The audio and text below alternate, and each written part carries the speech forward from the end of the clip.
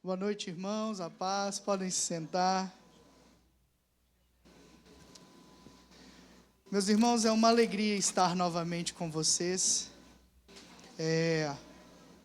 Pouco menos de 2 anos atrás estivemos aqui, após o nascimento das nossas filhas. A Azuri, 2 ou 3? Viemos em 2023, né?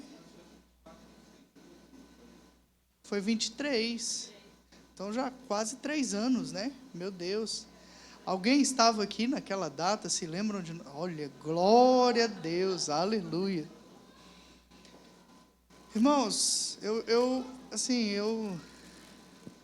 vou me sentir na liberdade, entendendo que eu estou em casa e que essa igreja é muito bem alimentada, de mesclar testemunhos com a palavra, amém, pastor? Posso? Se falar que não, a gente vai, enfim, mas...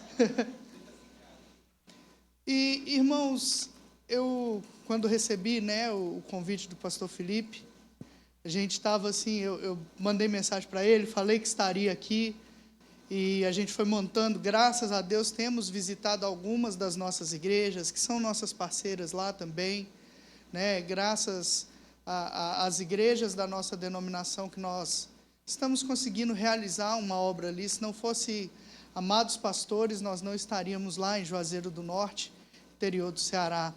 Então, nessa nossa vinda, a gente faz algumas coisas, aproveita a família, um pouquinho de descanso, bem pouquinho mesmo, vamos em algumas igrejas, e hoje pela manhã nós recebemos o convite de estar em Macaé.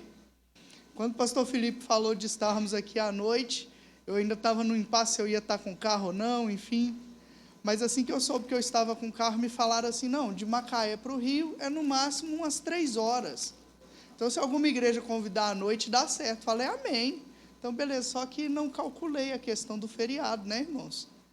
E aí, na volta para cá, a gente olhando ali no GPS, falei, vai dar certo. Aí almoçamos, falei, agora a gente sai, vamos passar em casa, de casa a gente vai para a igreja. Ah, irmãos, casa, não sei nem onde está a minha casa. Chegou ali em Rio Bonito, a gente andava, aí o GPS vai dando tempo ainda de viagem, ali dando umas olhadas assim, falando, uai, amor, nós andamos 10, 15 minutos e parece que o tempo para chegar lá continua o mesmo. Irmãos, que engarrafamento. Entramos para dentro da cidade de Rio Bonito, passamos lá, cortamos uma boa parte, fomos andando, a perspectiva era chegar um pouquinho mais tarde, conseguimos chegar mais cedo para a glória de Deus, amém? Em cima do horário do culto, mas deu certo. Irmãos, eu quero... Sim, meu irmão, muito obrigado. Eu quero, já que estamos no mês da família, eu quero falar inicialmente sobre 2 famílias. Eu quero contar rapidamente um testemunho da minha família. Isso para edificar a sua fé. Alguns anos atrás, hoje o Estevão vai fazer 7, Há 5 anos atrás, aproximadamente, nós vimos que o Estevão não falava muito, e então procuramos uma pediatra, porque a pediatra dele falava que o Estevão não convivia com outras crianças, estava naquela questão de pandemia e tudo, enfim, falou que o atraso na fala dele era normal. Aí ela virou e falou assim, só por um desencargo de consciência, procura uma fono para ajudar vocês, mas é normal. Quando nós fomos a essa fono, irmãos, ela conversou com a minha esposa, eu estava trabalhando, não estava acompanhando na consulta naquele dia, e ela, ao conversar com a minha esposa, ela disse assim, olha, há uma possibilidade do seu filho ter autismo, vocês já pensaram sobre isso? Apesar de termos bastante informação nas redes, grandes movimentos, eu acho que quando a gente não tem alguém na família, a gente acaba não procurando tão fundo informações. Então a gente falou, a gente sabe mais ou menos e tudo, mas nunca pensamos a respeito. E, irmãos, ela falou, olha, tem uma possibilidade, eu queria que vocês fizessem alguns testes, respondessem os questionários, algumas coisas. E aí, irmãos, quando a gente foi respondendo ali, eu e minha esposa juntos, analisamos ali algumas situações do dia a dia do Estevão, e quando nós entregamos para a fono o papel ali, né, falando todas as características que a gente enxergava no nosso filho, veio a notícia de que o Estevão tinha autismo. E aí fomos a neuro, enfim, e quando a gente foi a neuro, a gente mostrou ali tudo, e ela, olha, se vocês concordam com tudo que está escrito aqui, certamente ele é autista. Irmãos, nós, depois que entramos para esse mundo, assim, para esse universo, você vai conhecendo outras pessoas. E a gente sabe que as reações são das mais diversas. Quando um pai ou uma mãe recebe a notícia de que o seu filho é especial, ou que tem algum transtorno, alguma situação assim, as reações são diversas. A nossa, a princípio, tanto minha quanto da minha esposa, foi se Deus quis nos confiar a Ele assim, amém. E não é de maneira romântica não, tá, irmãos? Porque é um desafio. Não é mil maravilhas, né? Enfim, o nosso filho é para a glória de Deus. Mas uma preocupação me veio à mente. Eu fiquei, poxa, eu vou educar o Estevão e completo desconhecimento a respeito. Eu fiquei, meu Deus, como que o Estevão vai glorificar o Senhor? Como que eu vou ensinar o meu filho, né, acerca de anunciar o Evangelho? E essa foi uma preocupação, porque eu sempre imaginei, poxa, se o meu filho não for pastor, missionário, enfim, dos moldes tradicionais, né, integral, enfim, ele vai ser na profissão que ele tiver. Só que quando veio essa notícia, eu falei, meu Deus, e agora, como que o Estevão vai glorificar o Senhor? Como que vai ser isso? E, irmãos, nós já tínhamos o campo missionário em vista, e aí, quando se descobre algum transtorno, a gente quer dar o melhor para os nossos filhos, não é verdade? Então, a gente começou a pensar em terapias, em tudo que envolve esse universo, e ficou, como vai ser a vida do Estevão daqui para frente? Irmãos, para a glória de Deus, o Estevão desenvolveu e muito no campo missionário. O Estevão fala de Jesus para os amigos. O Estevão ora todas as noites. Certamente hoje, quando a gente chegar lá em casa, que for dormir, eu não sei, porque hoje ele está bem cansado, né, tadinho? Mas certamente ele vai pedir para orar. E aí ele se lembra das igrejas que passa, ele abençoa os pastores, ele abençoa os tios que estiveram com ele abençoa cada um que está com ele na salinha, ele abençoa meus amigos, que ele nunca viu, e talvez, não sei quando ele vai ver da próxima vez. Mas o Estevão, para a glória de Deus, ele é de fato um pequeno missionário junto conosco. A Zuri está indo pelo mesmo caminho, ela só é bravinha, tá, irmãos? Assim, ela veio dormindo no carro, mas se você olhar para ela e ela ficar meio assim, a gente está tentando trabalhar isso, irmãos, conversando bastante. Não se sinta assim, magoado com ela, tá? Não é nada pessoal. É dela mesmo. Ou ela pode surpreender. Lá em Macaé, ela falou com todo mundo. Fiquei feliz. Bem, irmãos, então, a nossa família serve ao Senhor. E esse é o tema desse mês. Eu e minha família serviremos ao Senhor. E eu quero contar para vocês um outro testemunho que vocês fazem parte. Quando estive aqui da última vez, eu não vou citar nomes. Quando eu estive na outra oportunidade, eu citei. Mas nós conhecemos uma irmã, só vou relembrar a história, assim, talvez alguns lembrem, outros não. Nós conhecemos uma irmã que falou conosco que já havia 2 anos que ela tinha passado para a lei dos crentes e que ela não sabia ser crente. Quando ela falou isso na nossa primeira reunião pública, no espaço onde nós alugamos primeiro, nós propusemos a ela um discipulado. Fizemos. Aquela irmã, ela se batizou nas águas, para a glória de Deus, mas o contexto familiar dela era um pouco assim complexo. Nós nunca tínhamos ido à casa dela durante bons meses que ela estava frequentando a igreja.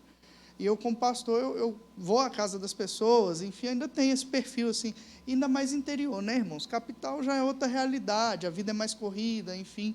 Mas interior, eu visito as pessoas, vou às casas, tiro um tempo ali. Quando digo eu e minha família, né?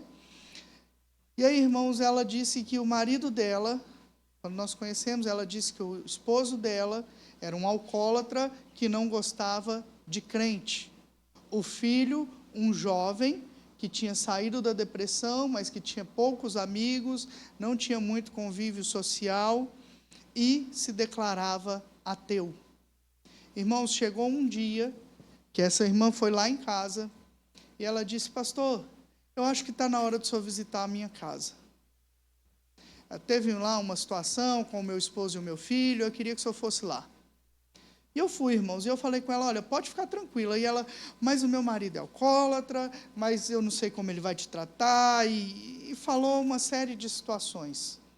Eu falei: minha irmã, descanse, não se preocupe não. O que acontecer lá, está na bênção, eu não vou nem lá para falar de igreja, de Jesus, eu vou lá para conversar com ele, para fazer uma amizade. E assim foi feito, irmãos. Eu cheguei lá, conversei com o esposo dela, ele entrou no assunto sobre igreja, sobre Jesus, e quando ele entrou aí, né, irmãos, aí eu tive que conversar sobre isso, para a glória de Deus, foi a oportunidade que surgiu. E nós conversamos ali com o esposo dela, nós conversamos com o filho dela, e eu me recordo que quando eu estive aqui, eu falei sobre eles com vocês, e eu pedi oração por eles. O filho dela, irmãos, se converteu. Um ateu que era convicto, um ateu que citava filosofias, que acreditava só na matéria, que nada além da matéria existia, que aquilo que a ciência não explicava, ele não acreditava. Irmãos, com amizade, conversando, nós fomos ali trabalhando, e eu creio que com as orações dos irmãos, aquele rapaz se converteu para a glória de Deus. Eles não estão caminhando conosco, eles estão em uma outra igreja da cidade, mas, irmãos, o importante é o reino. Nós vamos ver eles lá no céu, amém?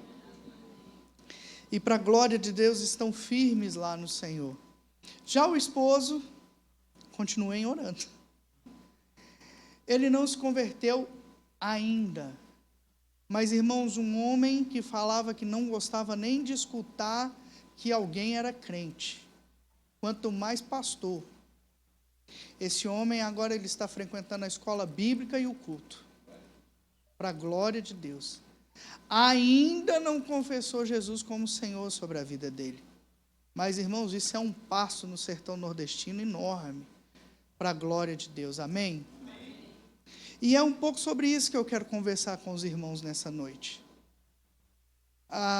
Nós estávamos pedindo ao Senhor uma palavra sobre o trabalho ali em Juazeiro do Norte. Juazeiro do Norte, só lembrando, é uma cidade estruturada, é a terceira maior cidade do Ceará, cerca de 300 mil habitantes. Para aqueles que não se lembram, é uma cidade que foi fundada por um padre chamado Cícero Romão. Quando o padre Cícero chegou naquele lugar, era só um povoado, e ali naquele povoado ele botou ordem ali. Ele era um homem muito visionário. Ele foi enviado pela diocese do Crato para lá, para rezar as missas lá. Era um lugar que ninguém queria ir, então mandaram ele para lá. E quando ele chegou, ele conseguiu transformar a história do lugar ao ponto de sair de povoado e ser elevado à cidade. E ele foi o primeiro prefeito da cidade. E a cidade deve, de certa forma, a ele, de certa forma, por ter sido o fundador ali. Irmãos, quem é o fundador da cidade do Rio de Janeiro?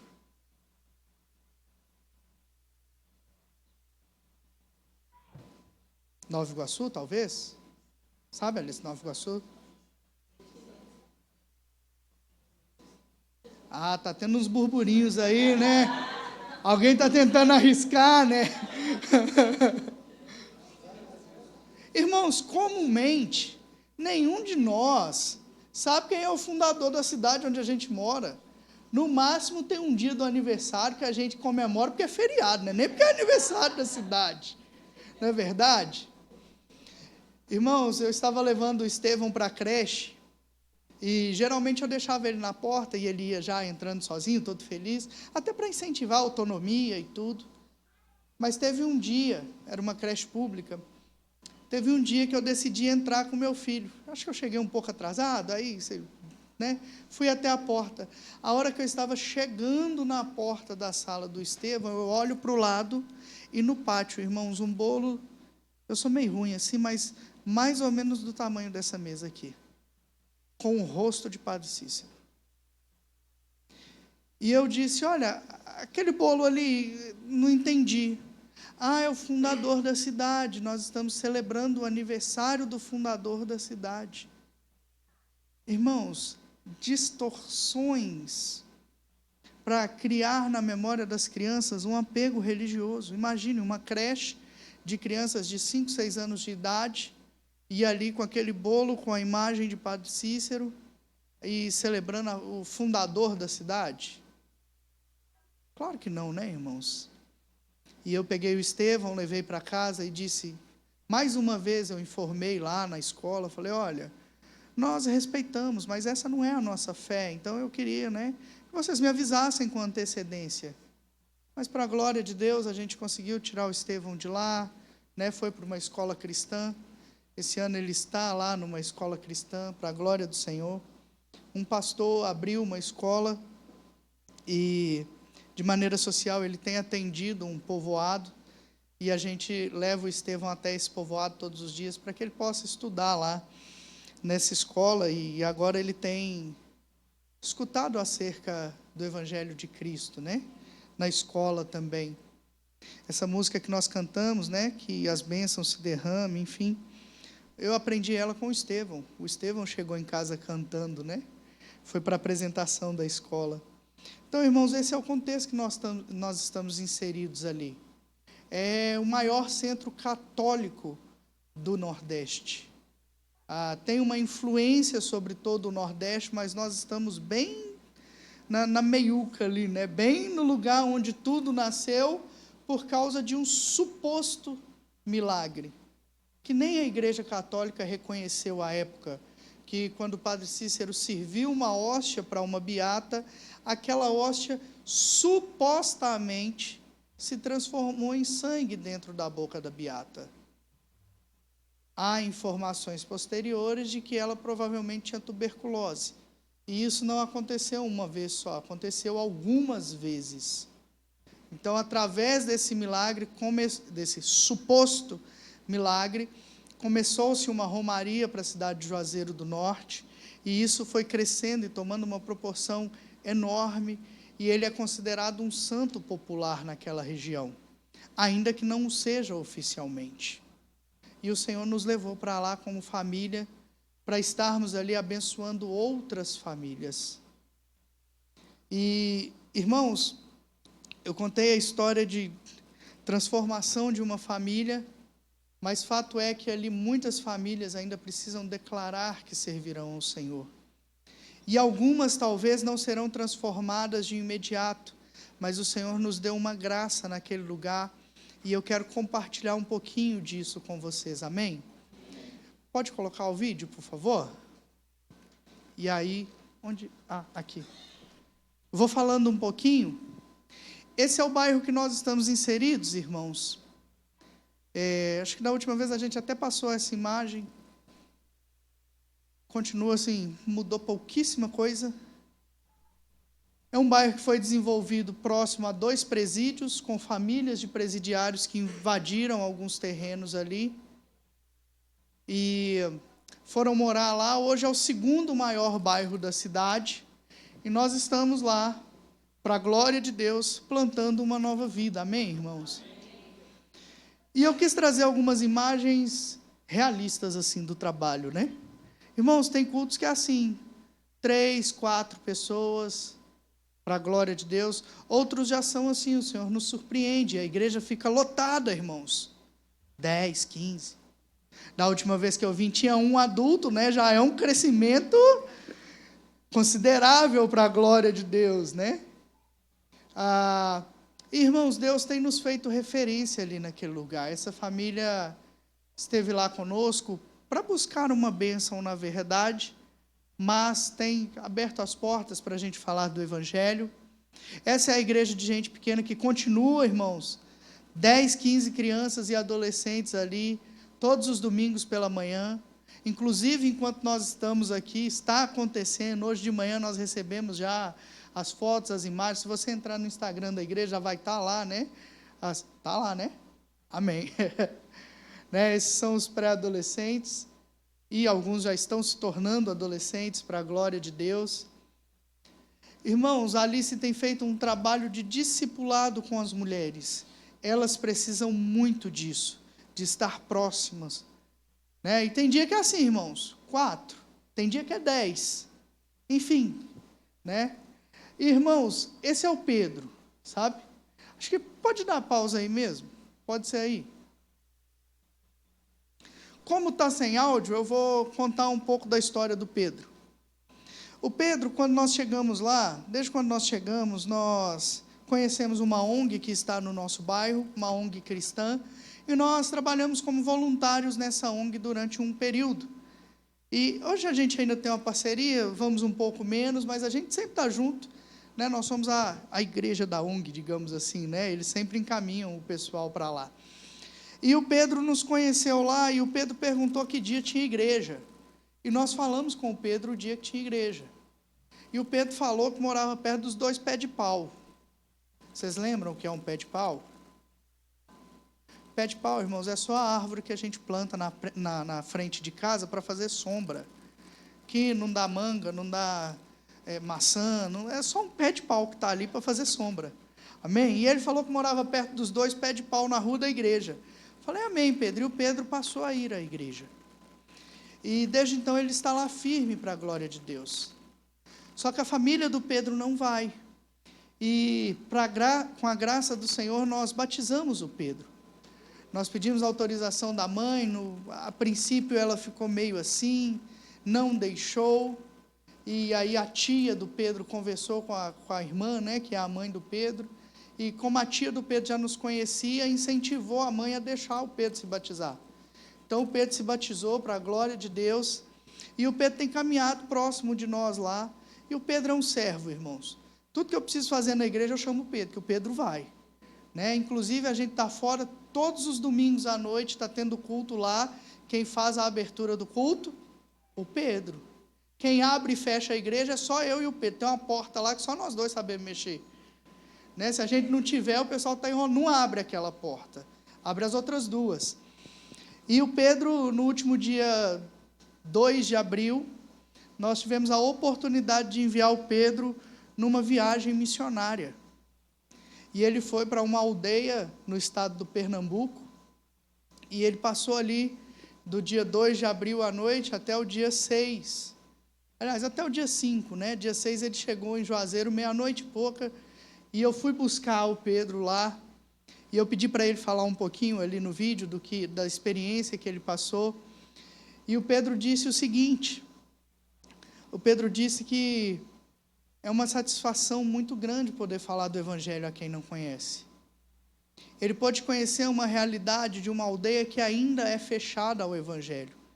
Tem um missionário que está começando um trabalho lá nessa aldeia agora, e aí foi enviado um ônibus para poder apoiar esse trabalho, e o Pedro estava junto. E nós tivemos a oportunidade de enviar o nosso primeiro missionário, ainda que por 3 dias, né? Mas ele esteve lá, vivenciou isso, e nós temos trabalhado isso na vida do Pedro.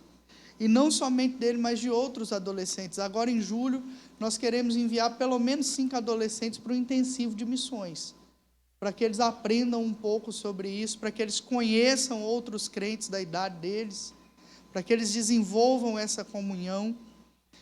E, para a glória de Deus, o Pedro ficou todo feliz, ficou empolgado. E eu tenho uma notícia para vocês. Eu queria muito que o Pedro entendesse que ele tem uma família fora de Juazeiro do Norte. E na conferência do Geração Ação desse ano, em outubro, o Pedro vai estar presente. Amém? Nós lançamos um desafio ali na igreja de Nova Iguaçu, alguns irmãos se movimentaram, e nós levantamos o valor suficiente para poder pagar a passagem minha e do Pedro.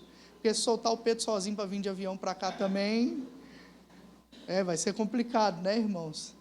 Orem pelo Pedro, orem pela família dele, amém? Outra pessoa que eu queria pedir oração, para a gente já entrar aqui na ministração da palavra, É o José, irmãos. O José foi quem iniciou lá a igreja de gente pequena. Aqui pode acender e... Amém. O José é o seguinte, logo no começo lá do nosso trabalho, veio uma família e estava caminhando com a gente.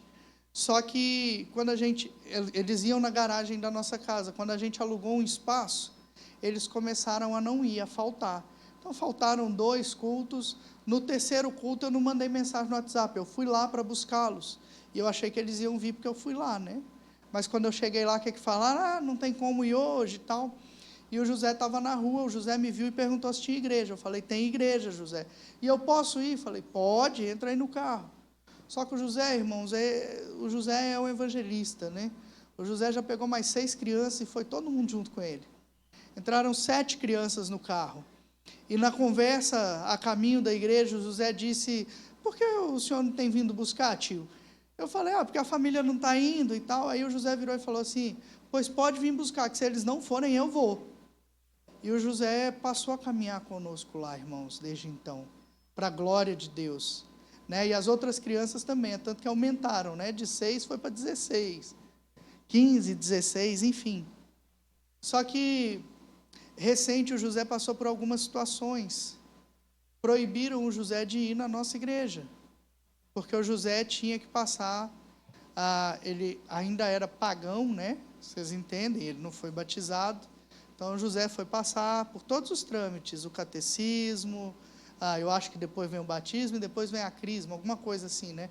Eu não sei adulto como funciona, mas enfim, o José foi para lá, passou por todo esse processo, e o José, quando nos encontrava na rua, ele falava assim, você fica me chamando para ir na igreja? Desculpa te falar, mas eu vou ser sincero, eu não vou mais lá. Eu falei, ué, por quê?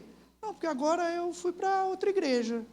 Eu falei, tá bom, tudo bem, não tem problema, a gente continua amigo, continua a mesma coisa, não vou te chamar mais.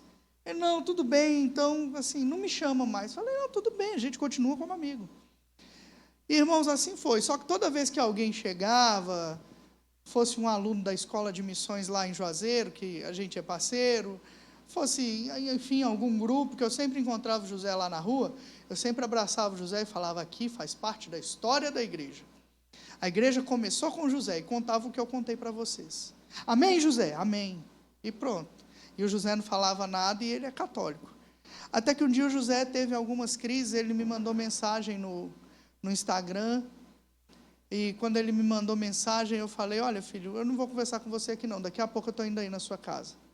E eu fui lá, hoje ele está com 15 anos, e eu fui lá, os pais a avó dele, que é quem cuida dele, já nos conhece, então libera, ele está junto com a gente. E eu saí com ele, a princípio ia para a igreja e mudei o rumo e a gente foi comer um hambúrguer juntos. E no caminho e no período que a gente esteve ali comendo, nós ficamos cerca de 3 horas juntos e ele fez algumas perguntas e a gente foi conversando. E a partir dali nasceu um discipulado. E a partir daquele momento ele tomou a decisão de voltar, irmãos. Então, ele tem caminhado conosco, mas o desafio é muito grande, porque a família faz uma pressão, não para incentivá-lo. Eu tenho dito que aqui no Sudeste, às vezes a família não vai, mas se a criança e o adolescente vai, pelo menos incentiva. Não, o adolescente vai fazer uma apresentação na igreja. Me disseram isso várias vezes. Coloca as crianças para apresentar, porque aí os pais vão. Irmãos, o nosso contexto não é assim.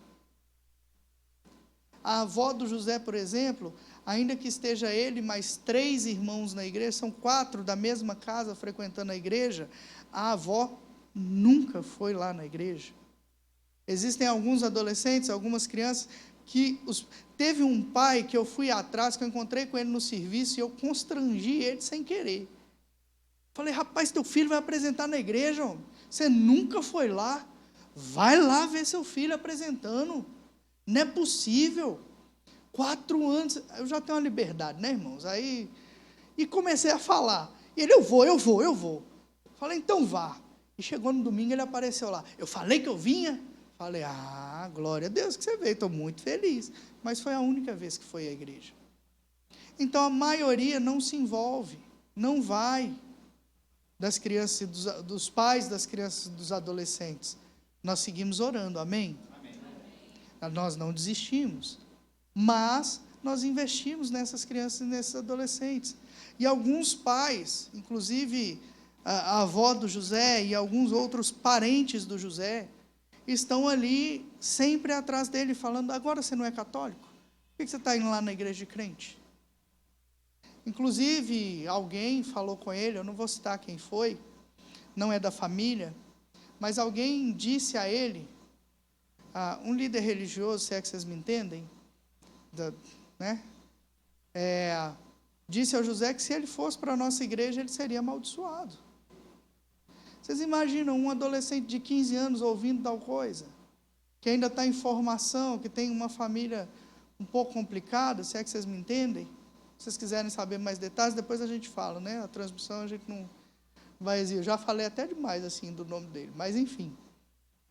Então, existe ali na nossa região uma perseguição velada, irmãos, que ainda que não seja semelhante a países fechados, onde há morte, onde há violência, há uma pressão social e familiar quando as pessoas passam para a lei dos crentes. Tem gente lá na igreja há 4 anos que, quando foi perguntado se era católico, se era crente, respondeu o quê? Católico. Por quê? Com medo de pressão da sociedade. Apesar, toda quarta, culto de oração, todo domingo, está lá na igreja. Faço discipulado, visito, estou na casa. Quando a gente faz culto na nossa casa, vai na nossa casa no culto. Está sempre junto. Quando perguntou, essa foi a resposta. O Deus é o mesmo, né? Eu vou lá na igreja dos crentes porque eu me sinto melhor lá. Irmãos, é um contexto muito desafiador para anúncio do Evangelho. As pessoas nos recebem, irmãos, nós não sofremos ataques, né? Não tem aquela situação assim.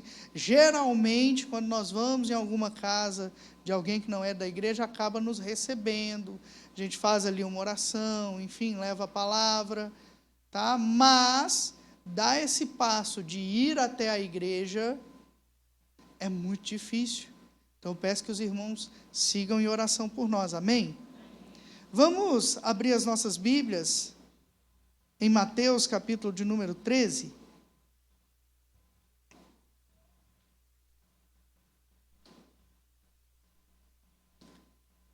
Mateus, capítulo de número 13, a partir do versículo de número 1.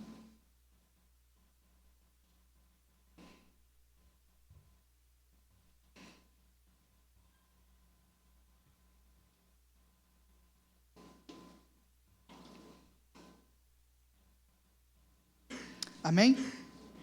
Vamos ler? Diz assim: naquele mesmo dia, Jesus saiu de casa e se assentou à beira-mar, e grandes multidões se reuniram em volta dele, de modo que entrou num barco e se assentou, e toda a multidão estava em pé na praia. E de muitas coisas lhes falou por parábolas, dizendo: eis que o semeador saiu a semear. E ao semear, uma parte caiu à beira do caminho, e vindo as aves a comeram. Outra parte caiu em solo rochoso, onde a terra era pouca, e logo nasceu, visto não ser profunda a terra, saindo, porém, o sol, a queimou, e porque não tinha raiz, secou-se. Outra parte caiu entre os espinhos, e os espinhos cresceram e a sufocaram. Outra, enfim, caiu em boa terra, e deu fruto, a 100, a 60 e a 30 por um. Quem tem ouvidos para ouvir, ouça. Então os discípulos se aproximaram de Jesus e lhe perguntaram: por que o Senhor fala com eles por meio de parábolas? Ao que Jesus respondeu: porque a vocês é dado conhecer os mistérios do reino dos céus, mas àqueles isso não é concedido. Pois ao que tem mais será dado, e terá em abundância. Mas ao que não tem, até o que tem lhe será tirado. Por isso falo com eles por meio de parábolas, porque vendo não veem, e ouvindo não ouvem nem entendem. Assim, neles se cumpre a profecia de Isaías. Ouvindo vocês ouvirão, e de modo nenhum entenderão. Vendo vocês verão, e de modo nenhum perceberão. Porque o coração deste povo está endurecido. Ouviram com os ouvidos tapados, e fecharam os olhos, para não acontecer que vejam com os olhos, ouçam com os ouvidos, entendam com o coração, se convertam e sejam por mim curados. Bem-aventurados, porém, são os olhos de vocês, porque veem, e bem-aventurados são os ouvidos de vocês, porque ouvem, pois em verdade lhes digo que muitos profetas e justos desejaram ver o que vocês estão vendo, mas não viram, e quiseram ouvir o que vocês estão ouvindo, mas não ouviram. Ouçam, portanto, o que significa a parábola do semeador. A todos que ouvem a palavra do reino e não a compreendem, vem o maligno e arrebata o que lhes foi semeado no coração. Este é o que foi semeado à beira do caminho. O que foi semeado em solo rochoso, esse é o que ouve a palavra e logo a recebe com alegria. Mas ele não tem raiz em si mesmo, sendo de pouca duração. Quando chega a angústia ou a perseguição por causa da palavra, logo se escandaliza. O que foi semeado entre os espinhos é o que ouve a palavra, porém as preocupações deste mundo e a fascinação das riquezas sufocam a palavra e ela fica infrutífera. Mas o que foi semeado em boa terra é o que ouve a palavra e a compreende.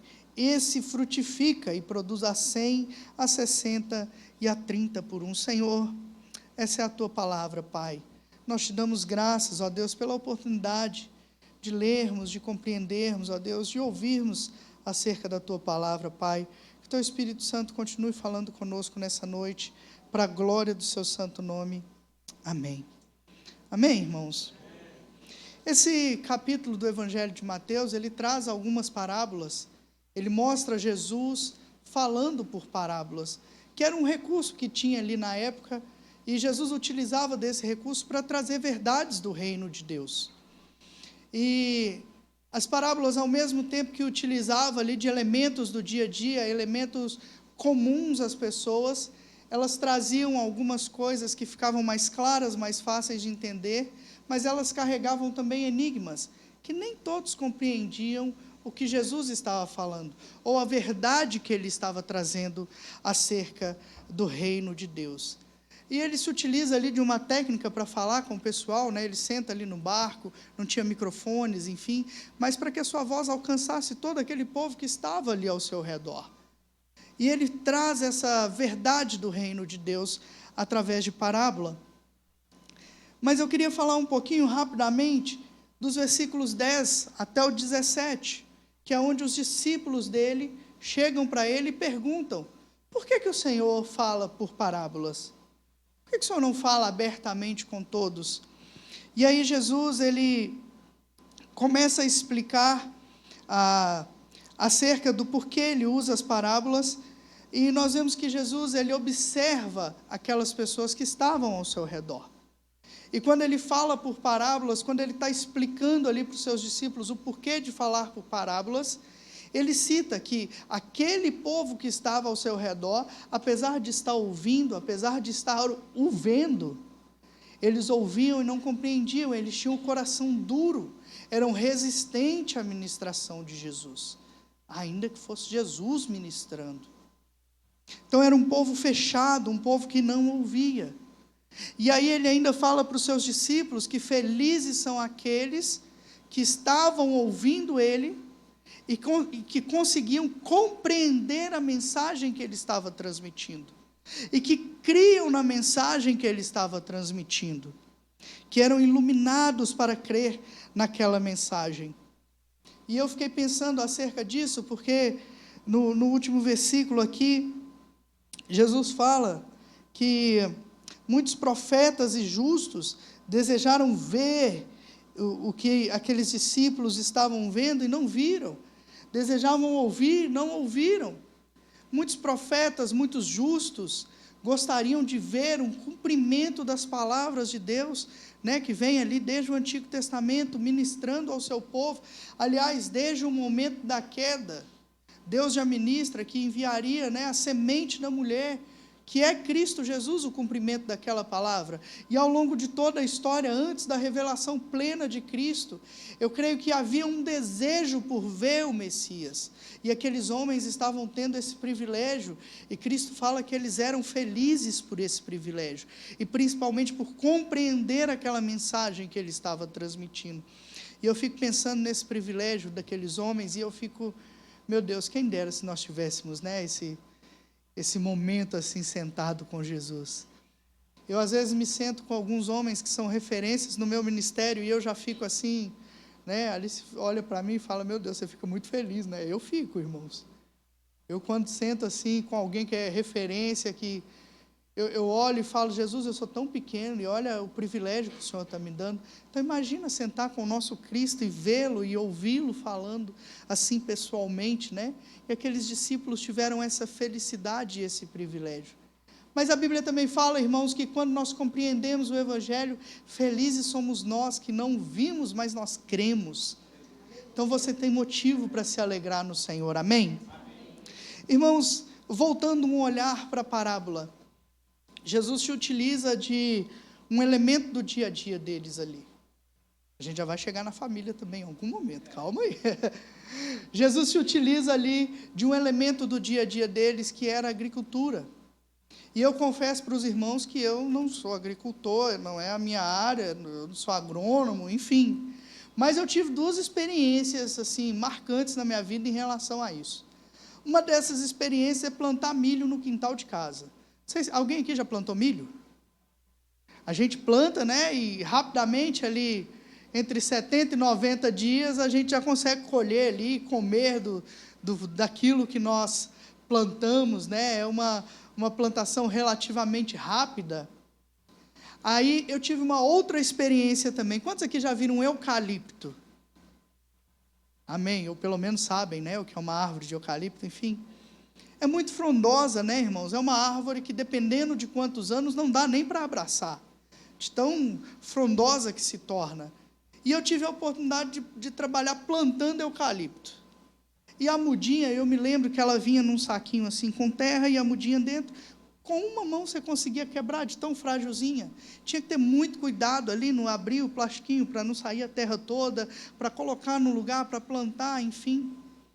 E eu descobri que aquela mudinha que eu plantei, para que ela seja colhida, para que seja uma árvore, depende do que o dono daquela fazenda de eucaliptos ali vai querer utilizar aquele eucalipto. Mas, no mínimo, tem que se esperar 7 anos para que se possa colher aquele eucalipto. Isso se ele trabalhar produzindo papel. Se ele quiser, por exemplo, usar o eucalipto dele para poder produzir madeira, ele tem que esperar, no mínimo, 20 anos para poder colher aqueles eucaliptos. Então, existem plantações mais rápidas, plantações mais demoradas. E fui pesquisar sobre como são as plantações hoje em dia, porque a tecnologia está na nossa mão, não é verdade, irmãos? Aqui eu carrego comigo uma biblioteca. Para aqueles assim que são da minha idade para trás, da minha idade para mais, na verdade, né? Que dia que a gente imaginava que ia dar para carregar um monte de livros, assim, em qualquer canto, né? Porque,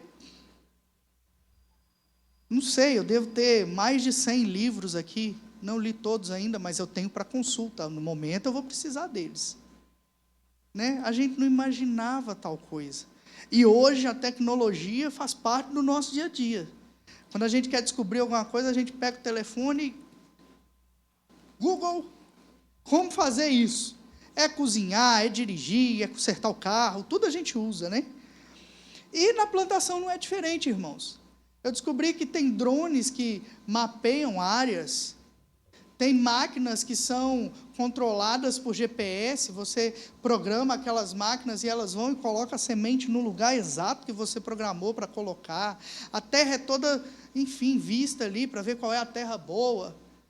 E aí, quando a gente olha para essa parábola do semeador, é algo totalmente diferente. Como que o semeador, como que um fazendeiro vai semear e perde esse tanto de semente, joga semente nos lugares. Se eu te der uma semente agora, tudo bem que a maioria aqui nunca plantou milho, mas se eu te der aí uns milhos na sua mão e falar, olha, isso aqui é para plantar, eu não acredito que você vai chegar e vai jogar ali no asfalto. Alguma noção a gente tem. Então, como que esse homem jogou semente para a beira do caminho, semente que se perdeu? Né? Como que era isso? Quando Jesus fala sobre essa parábola, ele tinha em mente um fazendeiro da época dele, e eles saíam com uma saca de sementes, e eles definiam uma área que eles queriam plantar. E naquela área eles jogavam as sementes. E depois eles vinham e aravam a terra onde eles tinham jogado a semente. Nesse arar a terra, algumas sementes iam para alguns lugares que não floresciam. Outras sementes já estavam no lugar da boa terra, e aquelas sementes, sim, criavam raízes e frutificavam. E quando Jesus está explicando a parábola, ele fala daquelas sementes que caíram à beira do caminho, onde o evangelho não cria nenhuma raiz. As pessoas não compreendem a ministração da palavra. Às vezes ouvem, mas não penetra, não enche. Fala também de um solo rochoso, onde aparentemente as pessoas recebem a Cristo. Ele fala que demonstra uma alegria ao ouvir. Às vezes a gente traz alguém para a nossa comunhão e percebe o quanto a igreja é acolhedora, e ouve a palavra, e ouve os louvores, e se sente alegre, e aparentemente toma uma decisão, é aqui que eu quero ficar, a partir de hoje eu vou caminhar com Cristo, e de repente, poucos dias já não quer mais saber de igreja, já dá desculpas, não participa. Isso é o solo rochoso. Até criou uma plantinha ali de alguma forma, mas rapidamente se queimou ali com o solo rochoso. Não tinha raiz, não cresceu, não frutificou. Fala também sobre aquela que caiu no meio dos espinhos. Essa aparentemente cresceu, mas com o passar do tempo foi sufocada. Sufocada pelas situações da vida, sufocada pelo amor às riquezas. Quantos irmãos vêm, às vezes até fazem parte das nossas igrejas, às vezes servem conosco na música, na mídia, enfim, servem em algum lugar, e após um determinado tempo, as coisas desse mundo tiram esses irmãos da presença do Senhor.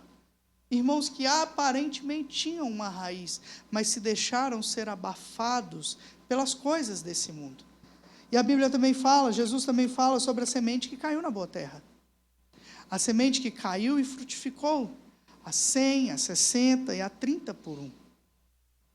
A semente que caiu na boa terra são aqueles irmãos que de fato frutificam, que recebem o evangelho, que criam uma raiz, que se tornam obedientes ao Senhor. Amém, irmãos? Amém. E essa palavra o Senhor nos ministrou esse ano, em um momento muito difícil.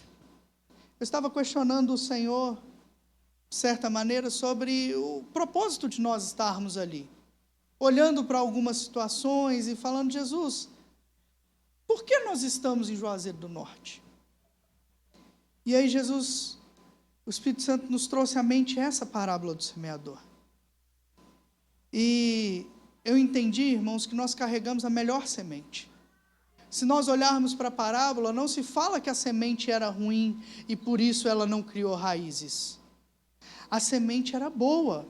A semente que nós carregamos do Evangelho é a melhor semente que existe. A semente é boa. Às vezes a terra nem tanto. Mas nós não sabemos qual é a boa terra.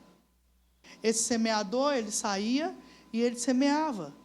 Se ele fosse desistir porque uma semente estava à beira do caminho, se ele fosse desistir porque uma semente caiu num solo rochoso, se ele fosse desistir por causa dessas sementes que não frutificaram, as outras não iriam frutificar também. Mas ele continuava semeando para que ele pudesse colher depois. E eu entendi que nós somos semeadores. E é assim com a nossa família. Às vezes, irmãos, quem conhece a nossa família somos nós. Quem convive com a nossa família somos nós. Quem está de fora pode achar que algumas pessoas das nossas famílias são boas demais, ruins demais, mas nós que convivemos é que sabemos. E às vezes, nós olhamos para as nossas famílias, e ao invés de semear a boa semente, o que a gente pensa? Esse sobrinho meu, já entreguei para Deus, porque quer nada com Jesus. Meu marido, só Jesus na causa, amém, então semeia. Minha esposa não quer nada com Deus, semeia a semente. Viva o Evangelho. Fale do Evangelho. Sabe aquele momento de almoço em família? Principalmente quando tem descrente nas nossas famílias, e esses descrentes estão fazendo esses almoços, esses momentos, às vezes nós nos fechamos no nosso mundo, e achamos, poxa, eu não posso estar lá, porque eu sou crente. Você tem que estar lá sim. Não se envolva com aquilo que vá ferir a palavra, é claro, mas esteja lá, dê testemunho, e não só dê testemunho, mas lance a boa semente que o Senhor te deu. Seja sábio no meio dos seus. O Senhor pode alcançar toda a sua família, o seu núcleo familiar mais próximo, né? Esposo, esposa, filho, filha. Os filhos, né? Sempre tem aquela esperança de tê-los conosco na presença do Senhor. Algumas vezes é difícil, né, irmãos? Algumas situações, talvez a gente olhe. Eu tive um irmão que ele foi traficante de drogas ao longo de um tempo, quase morreu, levou problema para casa, meus pais tiveram que sair de casa, depois voltaram, uma longa história. E às vezes a gente olha e fala, não tem jeito não, está perdido. Irmãos, não está perdido. Semeie a semente.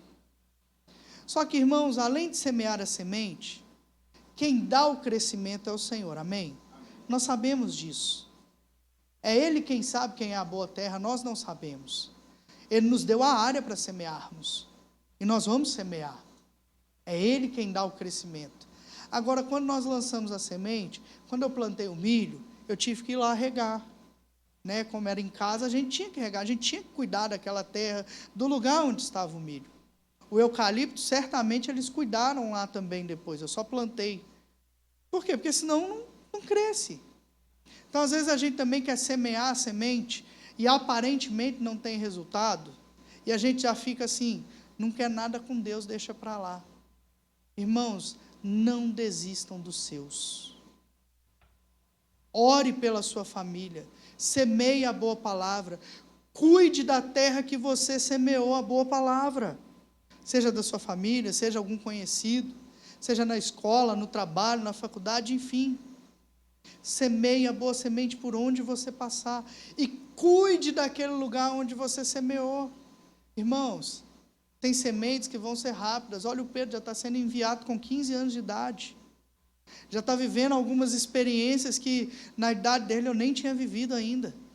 Acho que na idade dele eu não sabia que era outro lugar além do Espírito Santo, que também é basicamente Minas, né? Guarapari, Minas é... O mineiro que não foi a Guarapari tem alguma situação errada na família, especialmente ali da minha região, em BH.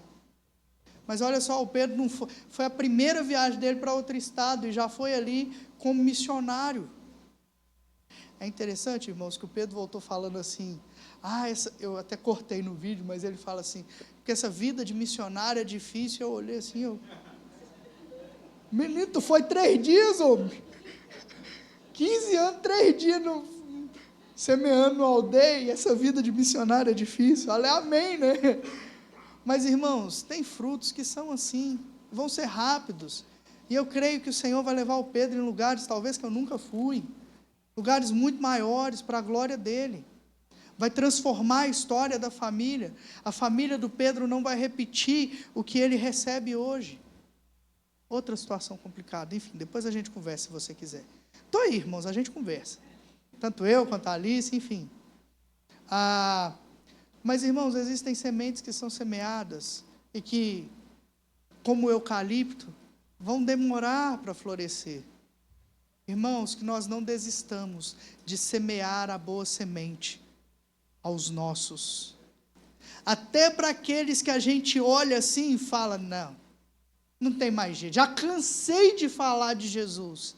Então tá bom, não fale mais, mas ore. Dobre o seu joelho e ore. Deus pode salvar os seus familiares. Deus cuida da sua família. Porque Deus ama família. O pastor Felipe disse que foi o próprio Deus que estabeleceu essa instituição, a família. E isso é verdade, irmãos.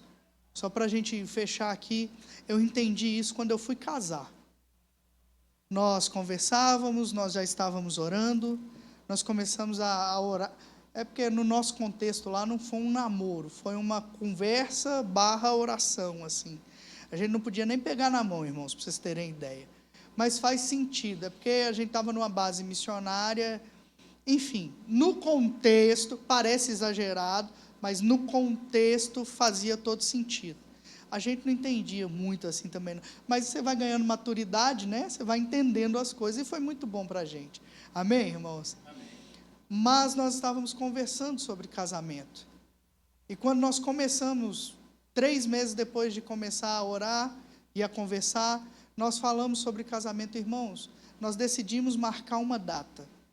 Depois que nós marcamos a data, Deus abriu tanto as portas, que nós casamos 8 meses antes. Foram 8 meses? Ou 4? Foram 8, né? 8 meses antes nós já estávamos casados. Deus nos abençoou com tudo. Deus ama família.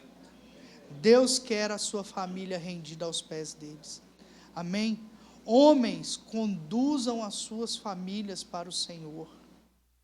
O mundo está tentando acabar com as famílias, e é nosso papel manter essa instituição que o Senhor fez. Amém? Amadas irmãs, cuidem dos seus esposos. Aquelas que estão solteiras, orem pelos seus esposos. O Senhor vai mandar em nome de Jesus. Aqueles que estão solteiros também, os homens, o Senhor vai mandar, amém? Orem, irmãos. Eu orei 7 anos e Deus mandou. Amém? Vamos orar, irmãos?